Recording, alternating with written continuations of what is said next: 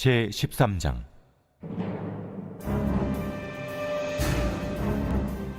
그날에 죄와 더러움을 씻는 셈이 다윗의 족속과 예루살렘 주민을 위하여 열리리라. 만군의 여호와가 말하노라. 그날에 내가 우상의 이름을 이 땅에서 끊어서 기억도 되지 못하게 할 것이며 거짓 선지자와 더러운 귀신을 이 땅에서 떠나게 할 것이라. 사람이 아직도 예언할 것 같으면 그 나온 부모가 그에게 이르기를 내가 여호와의 이름을 빙자하여 거짓말을 하니 살지 못하리라 하고, 나온 부모가 그가 예언할 때 칼로 그를 찌르리라. 그날에 선지자들이 예언할 때 그 환상을 각기 부끄러워할 것이며 사람을 속이려고 토롯도 입지 아니할 것이며 말하기를 나는 선지자가 아니요 나는 농부라. 내가 어려서부터 사람의 종이 되었노라 할 것이요. 어떤 사람이 그에게 묻기를 내 두 팔 사이에 있는 상처는 어찌 됨이냐 하면 대답하기를 이는 나의 친구의 집에서 받은 상처라 하리라. 만군의 여호와가 말하노라. 가라, 깨어서 내 목자 내 짝된 자를 치라. 목자를 치면 양이 흩어지려니와 작은 자들 위에는 내가 내 손을 들이우리라. 여호와가 말하노라. 이 온 땅에서 3분의 2는 멸망하고 3분의 1은 거기 남으리니 내가 그 3분의 1을 불 가운데에 던져 은같이 연단하며 금같이 시험할 것이라. 그들이 내 이름을 부르리니 내가 들을 것이며 나는 말하기를 이는 내 백성이라 할 것이요 그들은 말하기를 여호와는 내 하나님이시라 하리라.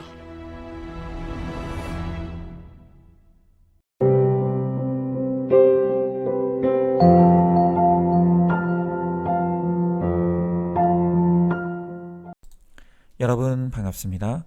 오늘도 큐티로 여는 기막힌 하루입니다. 본 말씀 스가랴 13장 1절부터 9절의 말씀입니다. 오늘 1절의 말씀에 그날의 죄와 더러움을 씻는 셈이 열린다 라고 하시죠. 자, 여러분, 우리의 죄와 더러움을 씻어내는 그 셈이 무엇입니까? 그것은 다름 아닌 예수님이 우리의 죄를 위해 십자가에서 흘리신 바로 그 보혈의 셈입니다. 예수님의 보혈의 피를 힘입으면 그 어떤 더러운 죄도 깨끗하게 씻겨나갈 수 있는 것입니다. 자, 그러면 오늘 예수님의 보혈로 씻겨져 나가야 할 우리의 그 더러운 죄가 무엇입니까? 먼저 첫 번째로 우리의 우상이 씻겨져야 합니다. 자, 오늘 2절 상반절의 말씀에 보니까 만군의 여호와가 말하노라. 그날에 내가 우상의 이름을 이 땅에서 끊어서 기억도 되지 못하게 할 것이며 그랬습니다. 자, 사람들은 하나님을 믿는 것은 그토록 거부하고 거절합니다. 그런데 그 대신 끊임없이 우상을 만들어서 그 우상을 숭배와 경배의 대상으로 삼는 것입니다. 참 이상하죠? 그 도대체 우상이 무엇이길래 사람들은 그렇게 하나님 믿기를 싫어하면서 우상을 만들어 그 앞에 절하는 것입니까? 여러분, 우리 하나님과 그분의 말씀은 우리 속에 있는 이 세상 야망과 욕심을 끊임없이 드러내십니다. 그리고 그것을 꾸짖으시고 회개하여 구원을 얻으라고 말씀하시죠. 여러분, 그러나 반대로 우상은요, 우리의 세상 욕심과 야망을 꾸짖는 법이 없습니다. 다만 내가 우상이 원하는 것을 갖다 바치며 열과 성만 다하면 내가 원하는 것을 보상으로 주겠다고 약속하는 것이 이 세상의 우상들이 한결같이 약속하는 것입니다. 여러분, 한번 무당에게 가보십시오. 무당들은요, 내가 어떤 죄를 지었는지 또 어떤 회개를 해야 하는지 그런 것 절대 말하지 않습니다. 그저 돈 많이 들여서 굿하고 제사상 잘 차려서 그들이 섬기는 신만 기쁘게 하면 그 신이 묻지도 따지지도 않고 내 소원을 들어준다고 약속하는 것이죠. 여러분, 그래서 모든 우상과 그 우상 숭배의 뿌리에는 이 세상과 이 세상의 것을 사랑하는 바로 우리의 욕심과 야망이 바로 그 뿌리에 있다는 것을 우리는 알아야 합니다. 여러분, 그러나 그 모든 우상 뒤에는 우리의 영혼을 파멸로 이끄는 바로 그 사단의 존재가 있는 것입니다. 사단은 언제나 우리에게 이 세상에서 잠깐 있다 없어질 육신의 풍요를 약속합니다. 하지만 그 대가로 우리에게 요구하는 값은 바로 우리의 영혼의 멸망이라는 것이죠. 여러분, 그래서 우리가 흔히 영화나 소설에서 보면 자기의 소원을 성취하기를 원하는 사람들이 악마와 계약서를 써서 악마에게 영혼을 팔았다 라고 하는 그런 내용들이 있죠. 그런데 여러분, 그게 절대로 허무맹랑한 이야기가 아닙니다. 실제로 기독교 작가인 C.S. 루이스가 쓴 스크루테이프의 편지라는 아주 명작이 있습니다.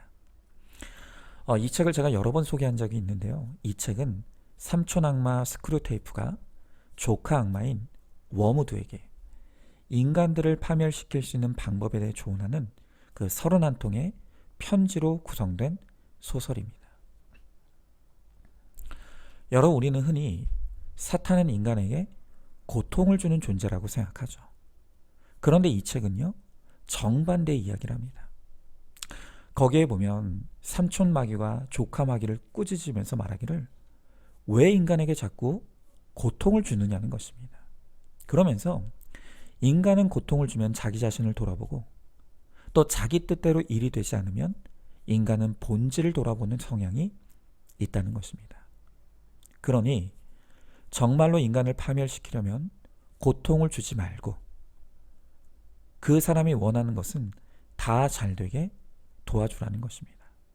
그러면 인간은 그것을 자신의 영혼의 성공이라고 착각하게 될 것이고, 그러다 죽으면 너는 쉽게 그 사람의 영혼을 지옥으로 데려갈 수 있다는 것이죠.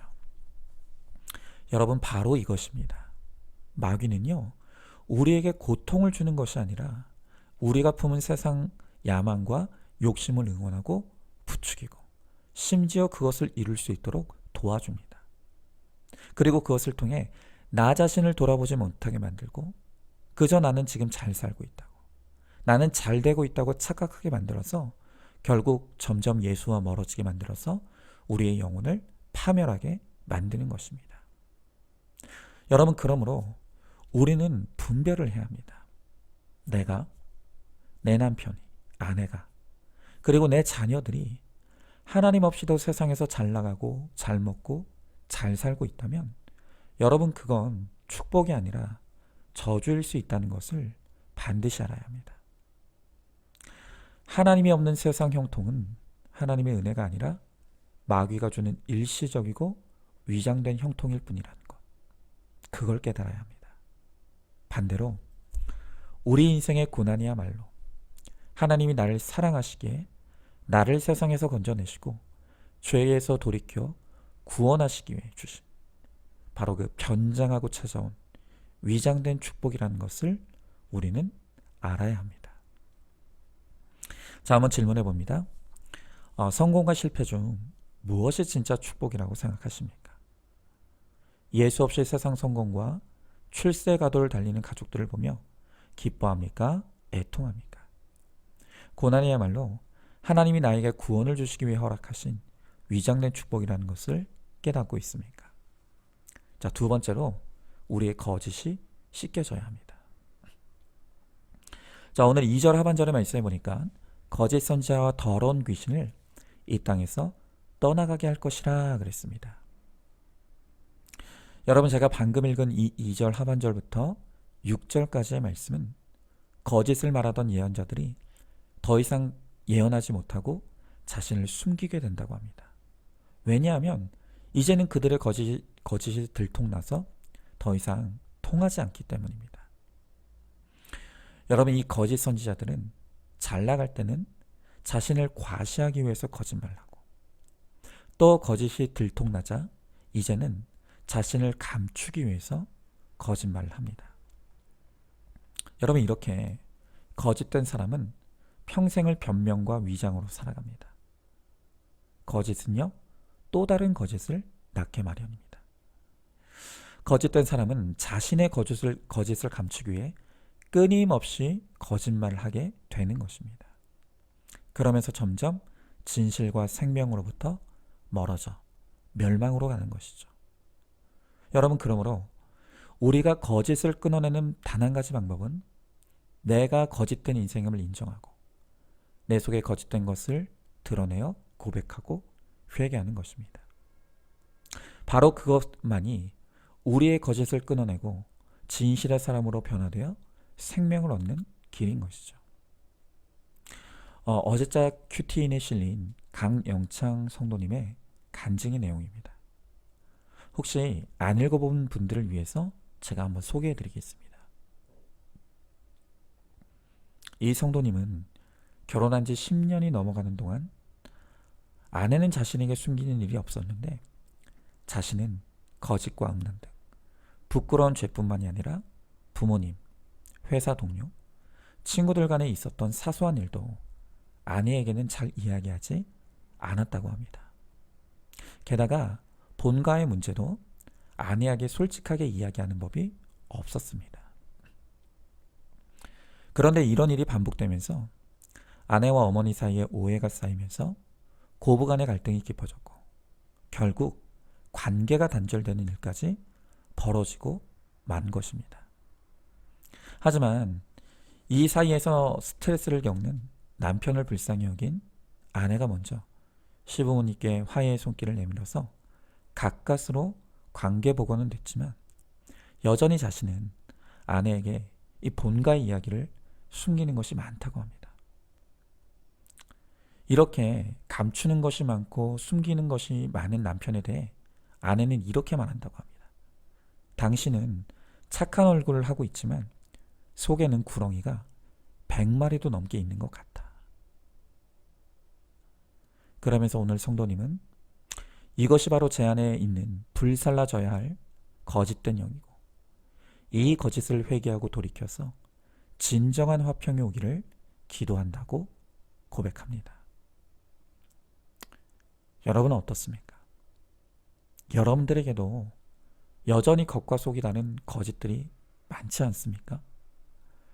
여러분, 이렇게 우리가 거짓된 인생으로 살아가는 한은 하나님과도 사람들과도 진정한 화평을 이룰 수는 없는 것입니다. 거짓으로 쌓아올린 평화로 일시적인 화평을 얻을 수는 있겠지만 그것이 결코 영원할 수는 없습니다. 왜냐하면 거짓은 반드시 드러나게 되어 있고 거짓이 드러나는 날 그렇게 거짓으로 쌓아올린 모든 평화는 처참하게 무너질 수밖에 없기 때문입니다. 여러분, 이 거짓은요, 하나님과의 관계를 파괴시키고 모든 인간관계도 파괴시키는 아주 무서운 죄입니다. 내가 지금 하나님과 사람 앞에서 감추고 있는 나의 거짓된 것이 무엇입니까? 이제는 일시적인 화평이 깨지는 것을 두려워하지 말고 진실하고 솔직하게 오픈하고 고백하여서 진정한 화평을 이루는 우리 모두가 될 수 있기를 간절히 소망합니다. 자, 한번 질문해 봅니다. 내가 지금 감추기 위해 안간힘을 쓰고 있는 것이 무엇입니까? 거짓이 또 다른 거짓으로 발전되어 그 거짓을 덮느라 거짓의 늪에 빠져 있지는 않습니까? 하나님과 사람 앞에서 나의 거짓된 것을 솔직하게 오픈하고 고백하는 적용을 이루어 보시기 바랍니다. 자, 세 번째로 그럼에도 불구하고 회개하지 않으면 흩어짐을 당합니다. 자, 오늘 7절의 말씀에 보니까 만군의 여호와가 말하노라 카라 깨어서 내 목자 내 짝된 자를 치라. 목자를 치면 양이 흩어지려니와 작은 자들 위에는 내가 내 손을 들이우리라 그랬습니다. 여러분, 이렇듯 우리가 어떤 죄와 아까운 데 있음에도 불구하고 우리의 죄를 회개하지 않으면, 회개하기를 거부하면 하나님은 그 사람에게 가장 무서운 형벌을 내리신다고 합니다. 그것이 바로 우리를 흩어버리시는 유기의 형벌입니다. 여러분, 방금 읽은 7절을 보니까 회개하지 않는 자에게는 내 목자 그리고 내 짝된 자를 치신다고 합니다. 그리고 그것을 통해 더 이상 나를 외쳐줄 말씀도 공동체도 없이 그를 흩어지게 만드신다는 것입니다. 여러분, 언젠가 어떤 글을 보니까 이 세상에서 가장 불쌍한 사람은 나를 위해 잔소리 해줄 사람이 없는 사람, 바로 그가 세상에서 가장 불쌍한 사람이라는 글을 본 적이 있습니다. 여러분, 맞는 말입니다. 나를 위해 말씀으로 외쳐줄 목자, 또 나를 위해 말씀으로 외쳐줄 짝된 공동체가 얼마나 소중한 것이고 그것이 얼마나 하나님께서 나에게 허락하신 축복인지를 알아야 합니다. 그런데 그것을 깨닫지 못하고 말씀과 공동체를 무시하고 귀를 막으면 하나님께서 그를 말씀과 공동체로부터 흩어버리신다고 말씀하시는 것입니다. 여러분, 오늘 하나님께서 흩어버리신다고 하는 이 말씀이 너무 중요합니다. 우리는 흔히 착각하기를 내가 교회를 내 발로 떠난다고 생각합니다. 그런데요, 그게 아닙니다. 여러분, 교회도 하나님이 허락하지 않으면 내 마음대로 떠날 수 없는 것입니다. 모양은 내가 내 발로 떠나는 것처럼 보이겠지만 사실은 하나님이 그를 흩어버린 것이라고 말씀하십니다. 여러분, 우리가 어떤 이유가 됐든 말씀과 공동체를 떠나는 것은 하나님의 무서운 형벌의 결과인 것이죠. 여러분은 내 죄를 지적하는 공동체가 없으면 좋을 것 같습니까?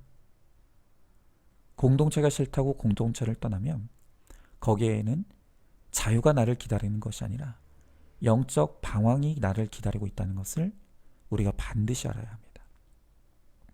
오늘 9절에 보니까 이렇게 흩어짐을 당한 자들을 불 가운데 던져서 은같이 연단하며 금같이 시험할 것이다 라고 말씀하십니다.